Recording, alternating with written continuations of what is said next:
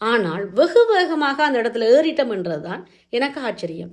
நான் நினைத்தேன் இது 2 மணி நேரம் ஆகும் மேலே ஏறுறதுக்குன்னு சொல்லி. மொத்தம் அரை மணி நேரத்துக்குள்ள நாங்கள் மேல் மாடியில அந்த மேல் கட்டடத்துக்கு வந்து சேர்ந்துட்டோம். மிகப்பெரிய ஆச்சரியமான விடயங்களில் இதுவும் ஒன்று. இந்த பண்டைய கட்டடம் யுனெஸ்கோவால் இன்று பதிவு செய்யப்பட்டிருக்குது. நிறைய சுற்றுலாக்காரர்கள் வந்து இதை சுற்றி பார்த்து செல்கிறார்கள். தினமும் ஆயிரக்கணக்கான சுற்றுலா பயணிகள் இந்த தலத்துக்கு வந்து செல்கிறார்கள். நாங்கள் இதற்கு புக் பண்ணினது 4 மணியிலிருந்து 6 மணிக்குள் அதை சுற்றி பார்ப்பதாக. எவ்வளவு நேரம் நிற்கலாம், இந்த காலகட்டத்துக்குள்ள மேலே ஏறணும் என்ற அந்த டைமை நாங்கள் எடுத்துக்கொண்டு போனாங்க. நாங்கள் செல்லும் பொழுது எந்த சனம் அதிகமாக இருக்கவில்லை.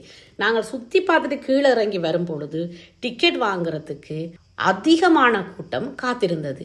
காரணம் 4 மணியிலிருந்து 6 மணிக்குள்ள கொஞ்சம் வெயில் பகுதியாக இருந்தது. அப்போ மக்கள் கொஞ்சம் அந்த நேரத்துக்கு வெளியில் வராமல் கொஞ்சம்